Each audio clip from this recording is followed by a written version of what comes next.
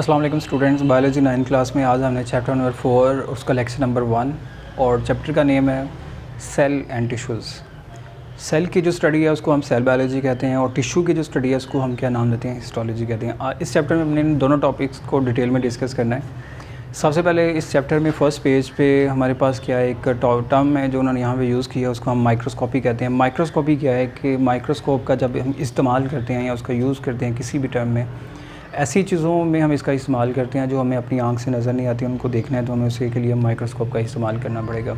तो जब भी आप माइक्रोस्कोप का यूज़ करते हैं उसको हम क्या नाम देते हैं, माइक्रोस्कोपी कहते हैं। तो अगर सिंपल आप इसको डिफ़ाइन करेंगे, the term the use of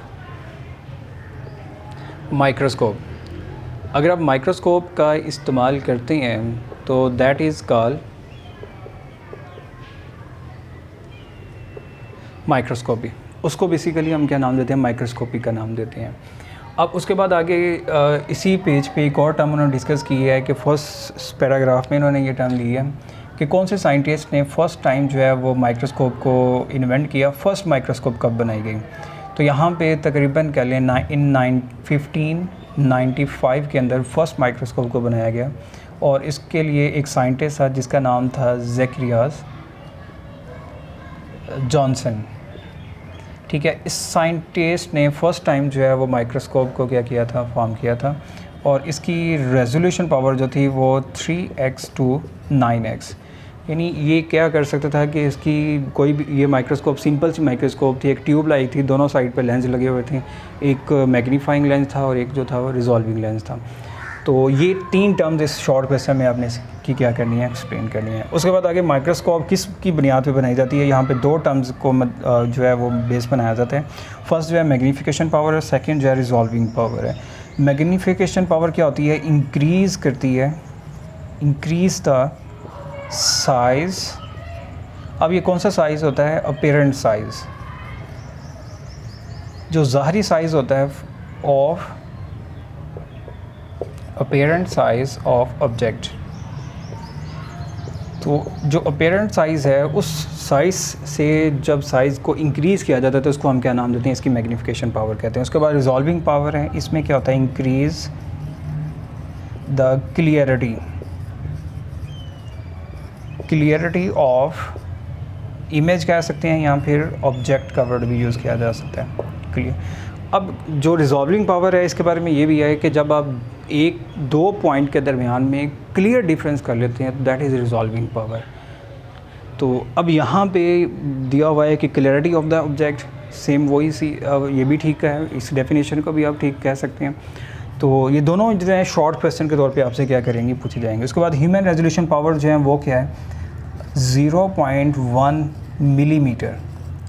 ये वो पावर है जहाँ पे हमारी आइज़ जो है वो क्या कर सकती है, चीज़ों को देख सकती है। इससे कम जो है 0.2 जो है वो उससे कम रिजॉल्विंग पावर वाली चीज़ों को हमारी आइज़ जो है फोकस नहीं कर सकती है। ठीक है, उसके बाद अब हम इसकी फ़र्स्ट टर्म की तरफ मूव करते हैं। वो तो डेफिनेशन थी जो एक MCQs है, एक शॉर्ट क्वेश्चन है, ये भी MCQs के तौर पे जो है वो पूछे जा सकते हैं। उसके नेक्स्ट जो है वो लाइट माइक्रोस्कोप है।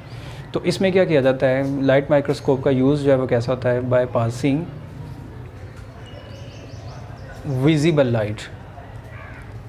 जब विजिबल लाइट जो है वो क्या होती है, पास होती है फ्रॉम ऑब्जेक्ट, किसी भी ऑब्जेक्ट से विजिबल लाइट जब पास होती है तो उसके पासिंग से क्या होता है, then image form on eyes या फिर फोटोग्राफिक प्लेट या फोटोग्राफिक स्क्रीन।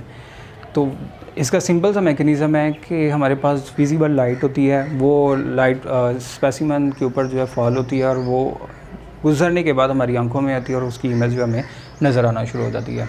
अगर हम इसकी वर्किंग देखें तो वर्किंग जो है वो कह लें कि 3 पॉइंट में आप इसको कह सकते हैं, बयान कर सकते हैं। सबसे पहले क्या करना पड़ता है, प्लेस करना पड़ता है, प्लेस स्पेसिमन।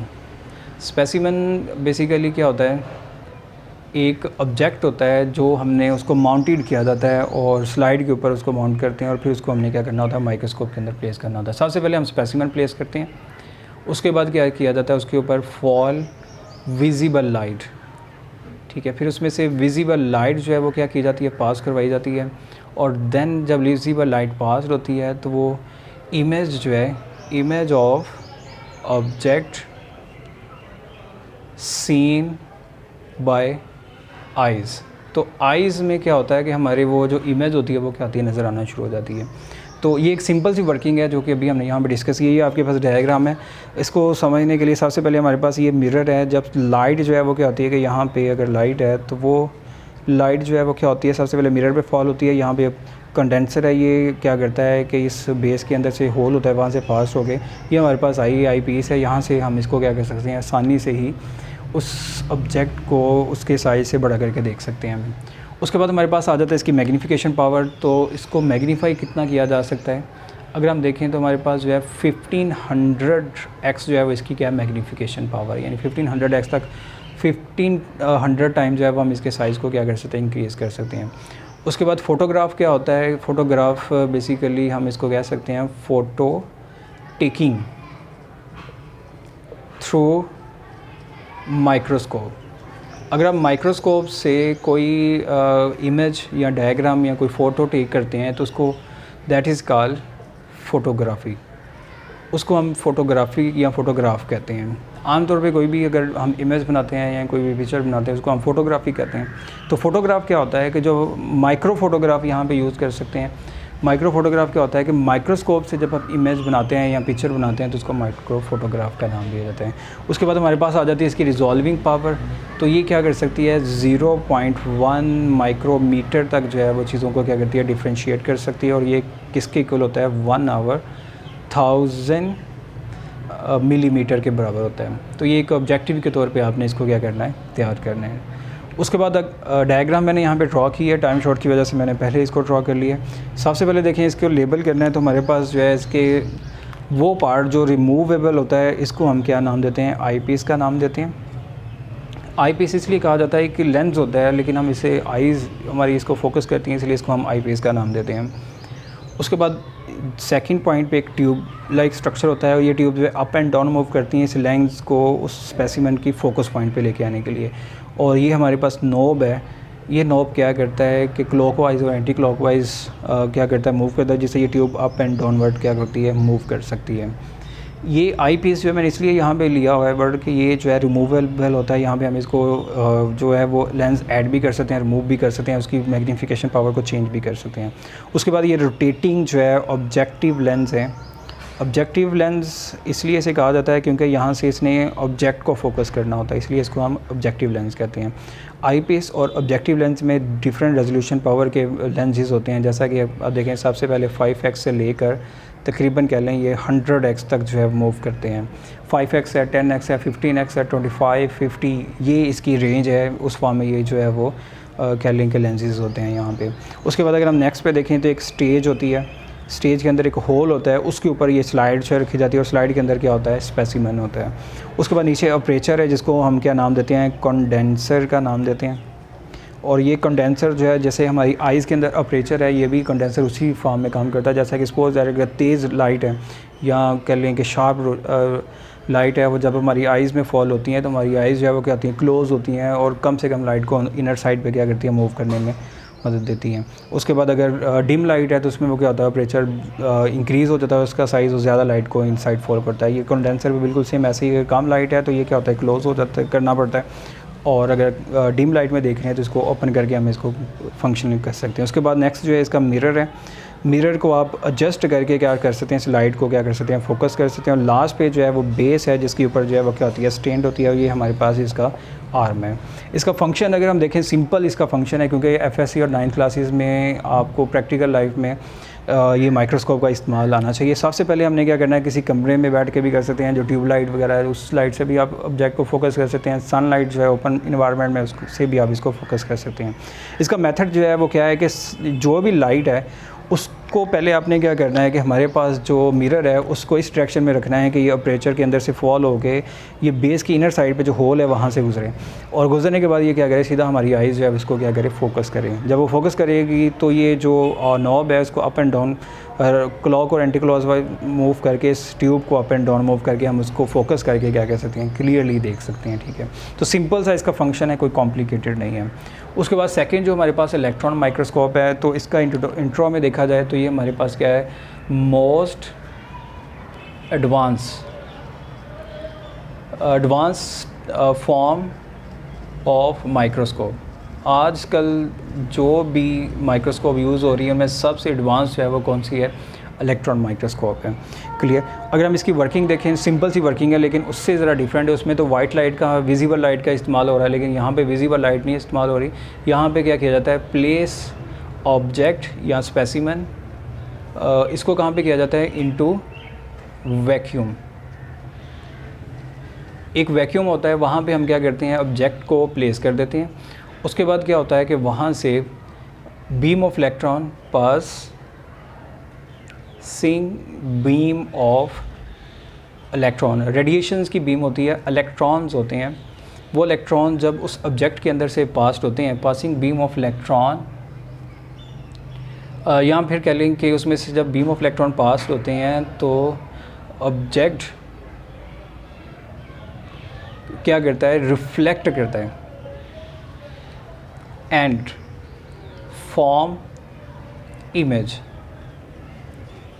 ऑन स्क्रीन के ऊपर क्या होती है, उसकी इमेज बनना शुरू हो जाती है। इसका कंसेप्ट सिंपल सा ये अपने याद रखना है कि जो क्या होती है इलेक्ट्रॉन माइक्रोस्कोप, एक वैक्यूम चैम्बर होता है, उसमें हम क्या करते हैं, स्पेसिमन को प्लेस कर देते हैं। बीम ऑफ लाइट जो है उस स्पेसिमन के ऊपर आके फॉल होती है। जब फॉल होती है तो वो कुछ रेडिएशंस, रेज, इलेक्ट्रॉन्स जो होते हैं वो रिफ्लेक्ट होकर वापस मूव कर जाते हैं, कुछ जो है वो गुजर जाते हैं। अब जो गुजर जाते हैं वो क्या करते हैं, वो मतलब फॉल होना शुरू हो जाते हैं स्क्रीन के ऊपर, और जहाँ जहाँ से वो रिफ्लेक्ट होते हैं वो वहाँ से वो डार्क एरिया की फॉर्म में क्या होता है, उसका इमेज जो है वो हमें स्क्रीन के ऊपर नज़र आना शुरू हो जाता है। तो ये सिंपल वर्किंग है जो कि इलेक्ट्रॉन माइक्रोस्कोप की है। उसके बाद अगर हम इसकी रिजॉल्विंग पावर देखते हैं तो वो कह लें कि लाइट माइक्रोस्कोप के मुकाबले में ये कह लें 1000 टाइम्स जो है वो ज़्यादा है। सपोज़ कि ये 0.1 नैनोमीटर तक जो है प्रॉपरली व्यू कर सकता है किसी भी चीज़ को। और अगर हम ये देखें तो ये कितना होता है कि 1 आवर 10 लाख, और ये लाइट माइक्रोस्कोप के मुकाबले में 1000 टाइम जो है वो ज़्यादा क्लियर करके इमेज को क्या कर सकता है, दिखा सकता है।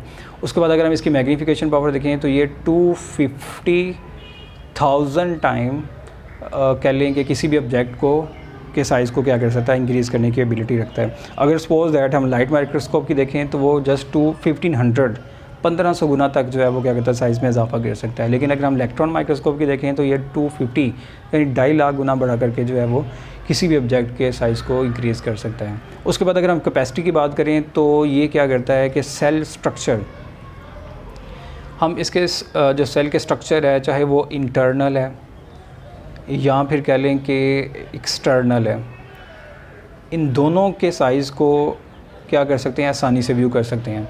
अगर हम इंटरनल कह लें कि स्ट्रक्चर की बात करें तो हमारे पास जो है वो ऑर्गेनेलीज़ आ जाते हैं। सेल के अंदर जो ऑर्गेनेलीज़ हैं उसको देख सकते हैं, डीएनए के स्ट्रक्चर को देख सकते हैं, आरएनए के स्ट्रक्चर को देख सकते हैं, ईटीसी। इसके अलावा और बहुत सारे स्ट्रक्चर जो सेल के अंदर पाए जाते हैं उसको क्या कर सकते हैं, हम व्यू कर सकते हैं। उसके बाद अगर हम एक्सटर्नल स्ट्रक्चर में देखें तो सरफेस जो होता है, सरफेस ऑफ ऑब्जेक्ट, जैसा कि आपको यहाँ पे आपकी बुक में एक डायग्राम दिखाई हुई है, मॉस्किटो आइज़। अब मॉस्किटो जो है स्मॉलर साइज़ का है और आपकी बुक में उसने काफ़ी ज़्यादा बड़े साइज़ में जो है वो इमेज दिखाई हुई है। इसका मतलब है कि वो सिर्फ सरफेस जो है वो क्या कर रही है, इंक्रीज़ कर रही है उसके साइज़ में। अब दो हमारे पास माइक्रोस्कोप हैं, इसकी टाइप हैं, एक तो ट्रांसमिशन इलेक्ट्रॉन माइक्रोस्कोप है, दूसरी कौन सी है, स्कैनिंग इलेक्ट्रॉन माइक्रोस्कोप होती है। अगर हम ट्रांसमिशन माइक्रोस्कोप की बात करें तो ये क्या करता है, by passing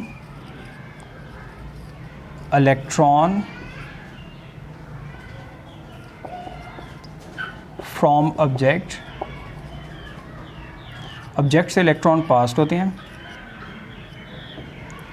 and form image, और वो क्या करते हैं, इमेज बनाते हैं। जैसे कि सपोज दैट कि डीएनए का स्ट्रक्चर है, आरएनए का स्ट्रक्चर है, वो हम ट्रांसमिशन इलेक्ट्रॉन माइक्रोस्कोप से देखते हैं। तो ये क्या करता है, by reflecting electron from metal coating surface of object, इसका सिंपल कंसेप्ट ये है कि जो ट्रांसमिशन इलेक्ट्रॉन माइक्रोस्कोप है, इसमें से ऑब्जेक्ट में से रेडिएशन पास होती हैं और उसके इंटरनल स्ट्रक्चर को क्या करती है, व्यू करवाती हैं। और जबकि स्कैनिंग इलेक्ट्रॉन माइक्रोस्कोप है, नाम से ही हमें शो हो रहा है, तो ये क्या करती है कि चीज़ों को स्कैन करती हैं और सरफेस को क्या करती है, इंक्रीज़ कर देती हैं। तो ये हमारे पास टॉपिक था लाइट माइक्रोस्कोप का और इलेक्ट्रॉन माइक्रोस्कोप का। आपने इसको टर्म्स वाइज याद रखना है। सिर्फ लाइट माइक्रोस्कोप की आपको डायग्राम आनी चाहिए, और जो इलेक्ट्रॉन माइक्रोस्कोप है उसको आप जो कॉम्प्लिकेटेड है उसकी ड्रॉ करने की ज़रूरत नहीं, उसकी टर्म्स को आपने क्या करना है, याद रखना है। और ये शॉर्ट क्वेश्चन काफ़ी मरतबा आ चुका है, टाइप ऑफ इलेक्ट्रॉन माइक्रोस्कोप। तो आज का हमारा ये टॉपिक था। इंशाल्लाह नेक्स्ट जो है वो हम नेक्स्ट डिस्कस करेंगे। Thank you very much.